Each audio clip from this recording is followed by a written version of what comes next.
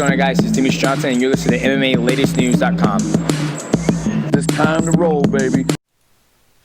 What is up, guys? Welcome back to MMA Latest and another episode of The Timeline. We're here to recap the biggest events that you've seen on your timeline on Twitter and on Instagram. Of course, make sure to drop MMA Latest or follow. Of course, we cover every event week in, week out. But we have got some almost sad news to the community. Daniel Cormier has officially made his announcement that he's going to be retiring from professional MMA.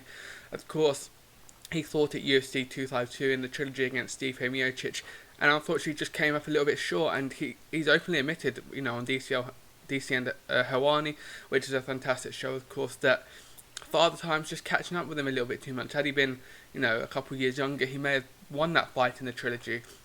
But being 41 years of age, of course, we knew before this that his plans was to retire at 40, and he almost did that. Was it not for the injury to Stipe in the second fight, and of course the tempting Brock Lesnar bout, we would have seen that trilogy being concluded a lot sooner, and he probably would have been retired at 40. Now, for Daniel Cormier, there's no mark on his career really. The losses to John Jones and Miocic respectively, they're two of the greatest in their divisions, and DC's comfortably number 2, at least number 3 in their heavyweight division if you want to put Cain Velasquez in there, of course. But for Cormier, he said he's not going to fight anymore. He said that USADA's giving him the message to say, are you dropping out of the pool, and he's going to say yes to that, which does end the reign, because of course you have to be in the USADA testing pool for at least 6 months before you can compete again. Now his main qualm was that he wants to be fighting for championships, and he doesn't see that. Now that he's lost 2 fights in a row for the first time in his career, as he said, Father Time has caught up with him, and it's sad to see it, but it does catch up with everyone. We're seeing the likes of Robbie Lawler, Anderson Silva, even Yoel Romero, who's on a different aspect to them, but obviously he's still fighting at an elite level, and he looks in phenomenal shape. But once you get into those early 40s, in the late 40s for some fighters, it does become a time where you need to hang the gloves up, and he's done it at the right time, the perfect time. As I said, 2-weight champion, the first ever light heavyweight and heavyweight champion.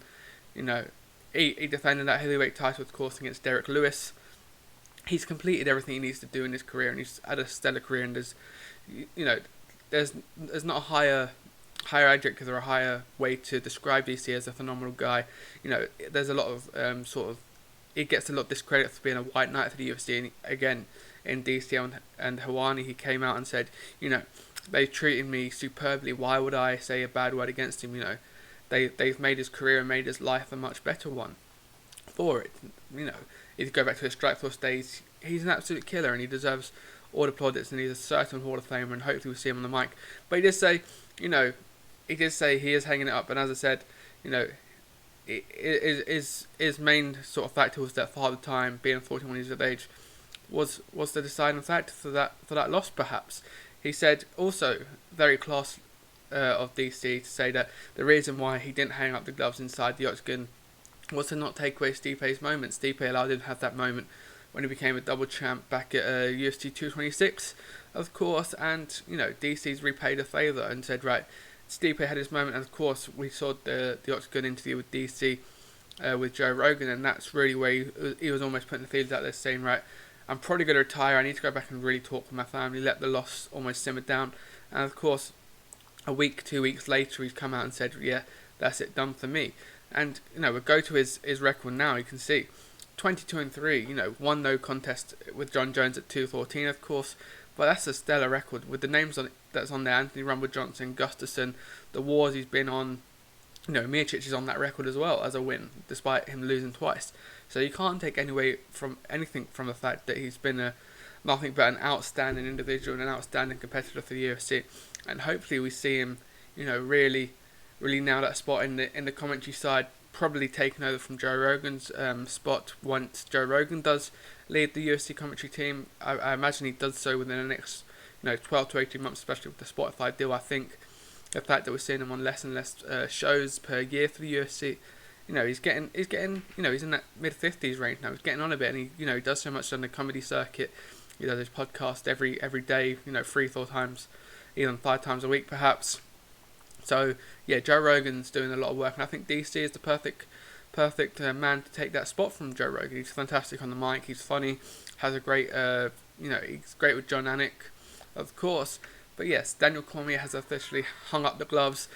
But we do move on, of course, to perhaps what could have been a very potential matchup for him. Brock Lesnar is now actually a free agent. He hasn't been able to come to terms with the WWE for a new contract yet, and from all accounts that's been seen, his merchandise has been taken off the WWE website, as his athlete detail pages has also been taken from WWE.com. So maybe we could see Lesnar return to the cage. You know, he was supposed to, or he at least teased it against DC when DC won the title. Obviously, he stormed the octagon, said he was, coming after DC. He had a go at Ngannou and Stipe, and I think, it'd be interesting to see what Lesnar does. Obviously, he's 5-3, former heavyweight champion. He's 43 years old. He did make his official retirement as well, but as we've seen on so many different occasions, just because you say you're retired doesn't mean you're mentally retired as well. And he probably has some qualms. That fight against Mark Hunt, he won, but obviously he tested positive with USADA. And, even to this day, Mark Hunt is still trying to get that overturned. It was to a no contest, but, he took a heavy beating from a man who was, ineligible in terms of fair competition. But for Lesnar, could a return to the cage could be a fun one. That heavyweight division is, looking superb at the moment in terms of its future. You've still got Miocic at the top. John Jones is moving up to heavyweight. You could see a John Jones Lesnar, that would break pay-per-view records, I'd imagine. Lesnar versus Ngannou, you've got the epitome of two physiques which are, almost jealous worthy in terms of Ngannou is just an absolute specimen, and Lesnar himself, and he probably, you got such a wrestling credentialed fighter up against someone whose boxing and striking is on another level, and it's power versus it's boxing power versus wrestling power. So, and obviously Ngannou needs a belt before the end of the year, and it's unlikely he's going to fight Miocic before the end of the year, despite deserving that title shot, whether he wants to stick out till February, March. But even then, if John Jones, says he's ready, you have to give John Jones that title shot. You can't be giving him a warm-up fight in that heavyweight division. You have to give him the title shot immediately, and he deserves it with what the work he's done for the UFC in that light heavyweight division. Lesnar, I think it could be a good shout for him to go to Bellator, perhaps. The fight that everyone wanted to see was Fedor versus Brock Lesnar. That's Dana White's biggest almost regret, that they didn't make that fight, and it was supposed to happen, but contracts didn't see eye to eye. And could you see that in Bellator? It would be a huge deal for Bellator to bring in a name like Lesnar.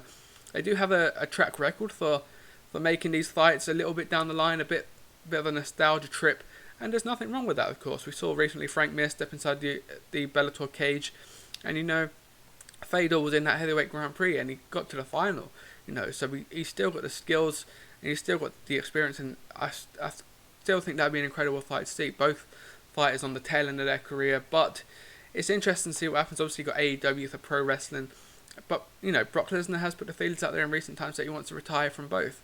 He's got a good family. I believe he still residents in Canada, of course, and with WWE, he doesn't want to be on the weekly shows. He doesn't want to be making that commitment. He's on every pay-per-view. He's the biggest star for the WWE by an absolute mile. He plays that heel aspect so well, and the fact that he's such an accomplished fighter as well as a wrestler. We go back to those days with Cain Velasquez, and the rivalry that they built up in WWE as well. So you can see the draw in him, and should he want to come back to the UFC, I think he'd be almost welcomed with open arms by Dana White. But of course he's got one step into that USADA test. We've got Anthony Rumble Johnson coming back, of course.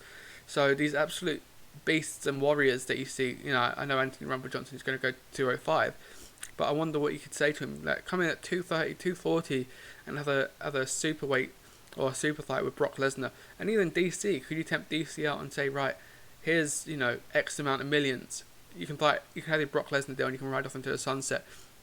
But I think for DC, he's leaving the game on top in terms of his stature, and albeit he's not a heavyweight champion, he's a champion in the mindset and with the people as well. He really epitomizes what it is to be a UFC fighter. So it does interest me, but I think, what's your thoughts? Do you want to see Brock Lesnar back in the cage. WWE fans, if you're watching, do you expect him to re-sign with Vince McMahon? Of course, I know at the moment you can't have any proper fans in attendance. Is that something that's playing the mind of the contract? You know, Brock Lesnar is a heavy thief, and you know, you could see him. Could we see him back in the Octagon? Could we see him back in the Bellator cage, perhaps making his debut there against someone like Fedor, maybe Frank Mir, who, you know, has also hung up the gloves, I believe.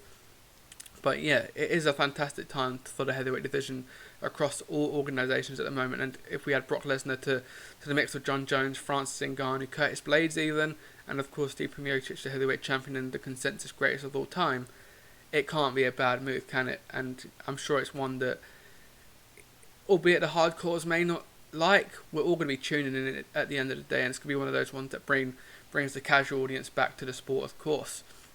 So yes, let me know what you guys think in the comments below. Make sure to hit that subscribe button. We're on the road to 10k subscribers. We're only 90 away at the moment, so make sure to hit that subscribe button down below, and of course put notifications on for when we're doing our live shows before every UFC prelim and pay-per-view event. We go live and preview the bouts that are coming up. So yes, make sure to drop a like, put your comments down below. Brock Lesnar to the UFC, to Bellator perhaps, or is he going to just stick with WWE or even retire from professional wrestling, of course? And we'll see you guys on the next video.